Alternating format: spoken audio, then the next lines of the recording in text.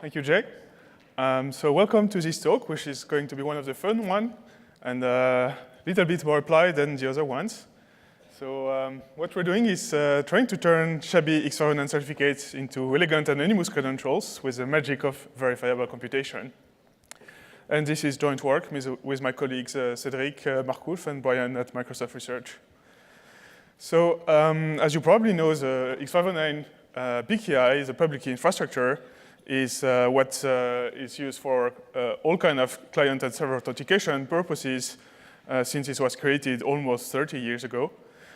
So most well-known example is HTTPS, but if you look in the details of how it works, you have a set of root certificates that are part of your browser or your operating system, and there are the trust ensures, which are used for signing further certificates, which does delegation of trust. And ultimately, you have endpoint certificates that are issued to websites and users, and these are the ones that are used by application protocols for authentication. So if you look at the details of certificates, it's quite an old format, and it has a bunch of extensions that have been added over the years, mostly to deal with problems that happened quite early on with the system. So the main fields that you care about are the subject information and the public key, which is the core contents of the certificate. But you have a lot of extra information for restricting the purpose of the certificate, what is it meant to be used for, and extensions for checking whether it has not been revoked, and these kind of things. So if you look at how X.509 authentication works in a typical setting, which is a little bit like HTTPS, so in the application protocol, you have an authentication challenge, and the person who owns the certificate is going to sign the challenge most often using the private key of his endpoint certificates, and it's going to send all certificates along with this signature for the person who does the verification to check. And it's quite common today to also use external evidence to make sure that this is actually a honest certificate chain. So typical examples are OCSP for revocation, and quite popular nowadays is variations of certificate transparencies, attack resilient PKI, and this kind of external evidence that are used to make sure that you're using a valid certificate chain. So all of this system depends on the certification authorities that are signing the root certificates, and they're doing their more or less what is a verification policy for the certificates boils down to what are the fields that are put by the certification authorities. So if we look at the problems with X.509, you have several of them, but the one that we actually look at in this work, there are two aspects that we care about. So the first one is application heterogeneity, and it has been an important source of attack. So it's well known that you use the certificates for many purposes, including TLS, but SMIME also for image signature, wireless network authentication, code signing, document signing. And the consequence of this variety of application is that certificate verification libraries they have to implement, in addition to the basic validations, which are checking the signatures in the chain and some other very basic things, there is a bunch of application-specific checks that they have to implement, and this can be different across applications. So for TLS, you may be looking at hostname validation, which has some specific aspect, like if you have wildcard in names, you have extensions for having more names, and this is different, for instance, in SMIME, where you use email addresses. And the result of that is that if you look at the history of PKI failures, you see that there is an embarrassingly high number of problems that are due to misunderstanding of either the semantics of some of the security extensions. So one of the recurring problems you see is the basic constraints, which means that you can confuse endpoint certificates with CA certificate, and a lot of other issues related to the formatting and the ASN1 formatting of these certificates. So the other problem that we really care about, and we think is quite important, is privacy in X.509 authentication. So this takes several forms. So the most obvious one is from the network perspective. If you see all of the certificates going on the network, then you learn not only the identity of the person who authenticates, but you also get a non-deniable proof that the person is authenticating in many cases. And the same problem applies for the external evidence that you're gathering, including a CSP and CT. So yeah, there have been some ways to avoid these issues, including the fact that some of this evidence is sometimes stapled, at least in some protocols, with a certificate chain, but it's not always available and it's not generic. So the other thing is that for these third-party services, you also learn some privacy-sensitive information when you are querying them. And the one that is the most difficult, but also maybe the most interesting, is that the person that you are sending your certificate to learns all of the contents of your certificate. And we think it's a problem because in many cases, you may have, in high-trust PKIs, you can have very sensitive information that are stored in your certificates. So a typical example for that is there are many countries that are issuing ID cards, and they contain X.509 certificates that have your social security number and date of birth and this kind of information, and they're actually sent on the network when you are connecting to government websites. So the main idea of Cinderella is that we want to improve the cryptographic power of the PKI without changing the issuance practices. So we're not assuming any change from the point of view of the CAs, but we want to build a system that is privacy preserving using the same credentials as before. So the main idea works like that. So we have instead of having certificates validation code that is generic for all application, we start from certificate validation policy, which is something that is already specialized not only to some application like HTTP, but also to some set of issuers or class of issuers. So maybe a way of thinking about what this class could be is like extended validation you can treat as a class of issuers. So from that, we use a Gepetto compiler, which is generating two keys. One is used for evaluating computation, and so the evaluation key, and the other one is for verifying them. So after this initial setup phase, which is occurring only one time, we change the way that you're doing X.509 authentication. So you still have an authentication challenge, but what is happening is that instead of sending your certificate chain to the peer, which is going to run locally the certificate validation policy, you're actually going to outsource the certification policy execution to the owner of the certificates, and this lets you control what kind of information you disclose from this certificate. So using the evaluation key, you can produce what is called an argument, a succinct argument of knowledge, or sometimes called SNARK, just call it proof. And this is in the cryptographic system we're using always constant size, which is actually quite a big gain from compared to the evidence when it's sent on the network. So using the verification key, the person who is checking the certificate policy can actually make sure that the proof attests that the verification of the policy was done faithfully. So if we look in the cryptographic details of how this works, this relies on the Pinocchio scheme, which was presented 2 years ago. And the way it works is that it transforms programs that have two kinds of inputs. There are public inputs that are provided by the person doing the verification, and the private inputs are the ones that are kept private by the person who is doing the computation, and you have the zero-knowledge property over the private inputs. So you compile this program into an arithmetic circuit, and from this circuit, you generate the two evaluation and verification keys.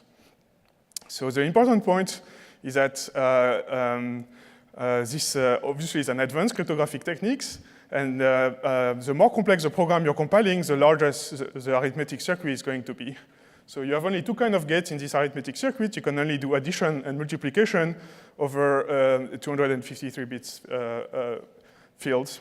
And it's, as a result, it's a very difficult compilation problem if you want to have complex programs that are expressed into small and efficient arithmetic circuit that you can actually use. So the contribution of our papers are several folds. So we have a compiler from high-level validation policy templates to Pinocchio-optimized certificate validators. So this is already specialized. We do not compile a general-purpose certificate validation library. In fact, if we try to do that, it would not be practical. The circuit would be way too large. We also provide Pinocchio-optimized libraries for doing hashing and AES-N1 formatting, which is a binary format of certificates, and for checking RSA PKCS1 signatures.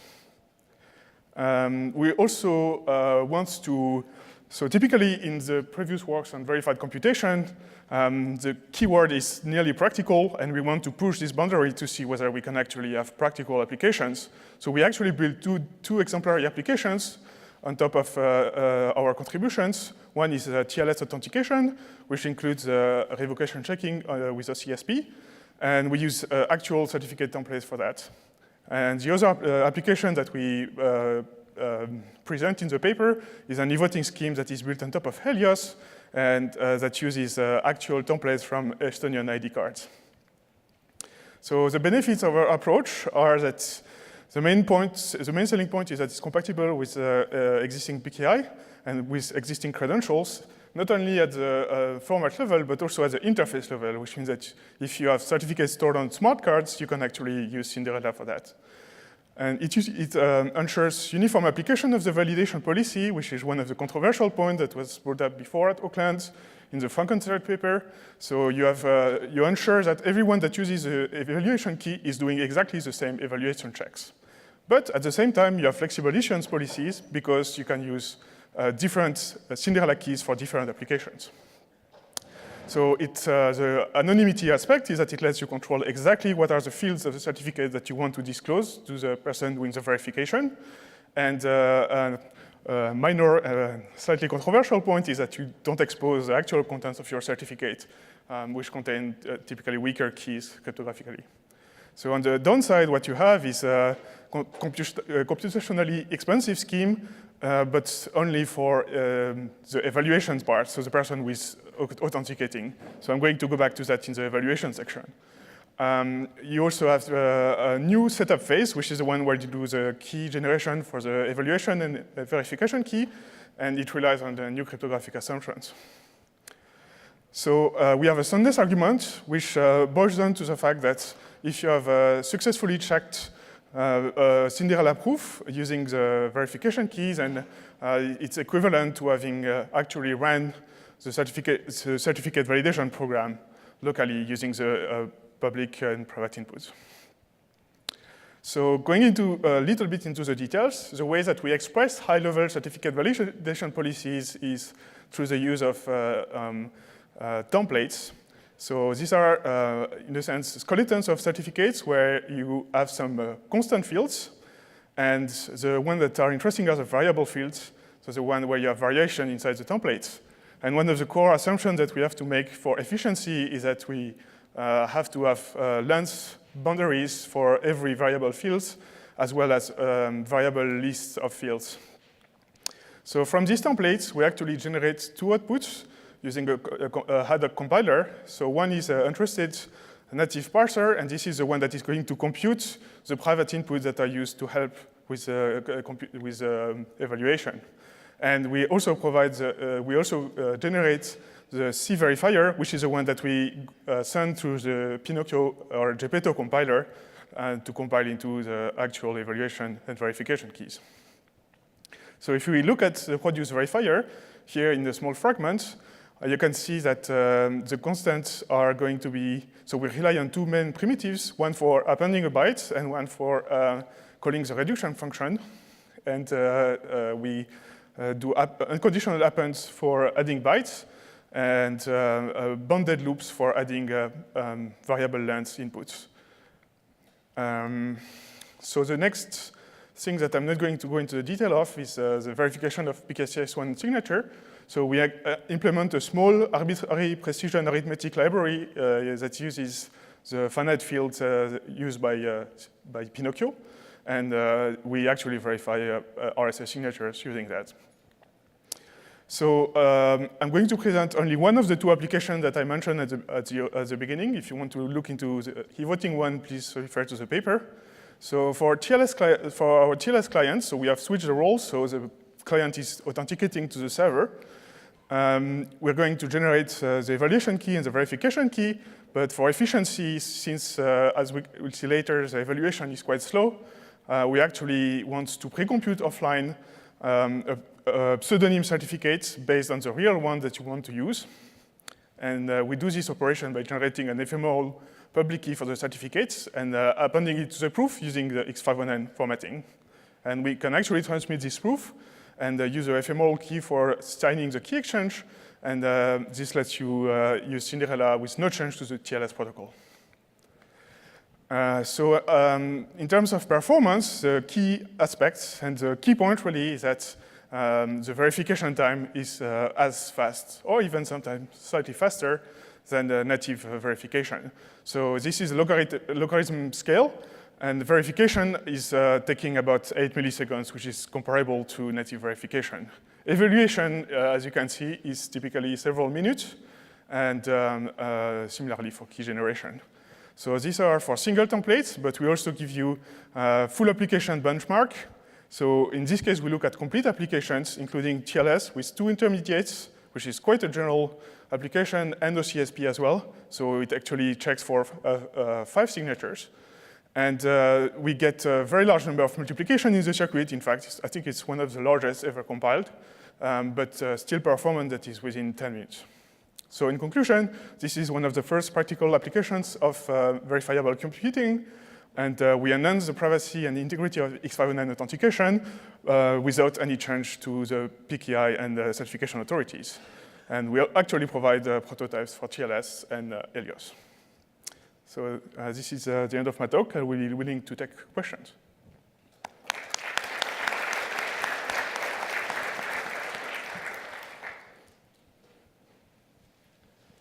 Hi, Brian Ford, EPFL. This is really awesome work and a beautiful application of verifiable computing, I think. My question is, I'm a little concerned, in practice, if this became really practical, hopefully it will, the times will go down and stuff. I'm a little concerned about the implications on, say, PKI security and transparency. Mm-hmm. Like, say an attacker manages to secretly acquire or coerce some CA's private key somewhere, but now they only use it via, via this, and they don't have to basically disclose to anyone that they're actually using this path to manufacture any credential they want. Have you thought about this problem, and can you envision ways to address it?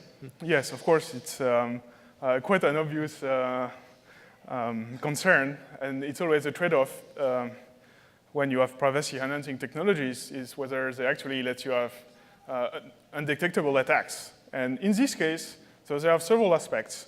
So the one that is very important and non-controversial is the step where you generate the evaluation and verification keys, which is the CA bootstrapping of the system. So for this step, it is extremely important that it is done honestly, because it relies on a trapdoor value, which, if it is not honestly destroyed at the end of the key generation, lets you do universal impersonation without being detectable at all. So I think there are some answers. This is a classical problem in verifiable computation, and the generally admitted answer to that is that you can actually distribute this key generation phase. So for this one, there is some answer. The other problem that you have is that you no longer have any visibility of the certificates that are used, and this seems to be in contradiction to the approach of ARPKI and certificate transparency. And for this other problem, we could argue that it's not completely contradictory in the sense that what you care about is not being identified on a given connection, but you're actually willing to put your certificate maybe in a very large database that someone is managing, someone trustworthy. And you can actually check a certificate transparency proof inside Cinderella and do that as part of the certificate validation policy. So this is actually possible to do. Thanks. Riyad Wabi, Stanford. So I'm wondering, how big is the proving key that the server needs to hold on to in order to generate these proofs? Yes, excellent question. So in my evaluation, I only had time to present the timing aspect, but the memory aspect is quite significant as well. So the verification keys are quite small, a few kilobytes, so not larger than root certificates. But on the other hand, the evaluation keys are, at this point, up to 1 gigabyte large for the very complex policies. So yes, definitely there is a logistical problem of distributing evaluation keys. Right, so does that mean that the web server needs, for each policy it wants to produce a proof for, needs one of these 1 gigabyte keys? Yes. Okay, thank you.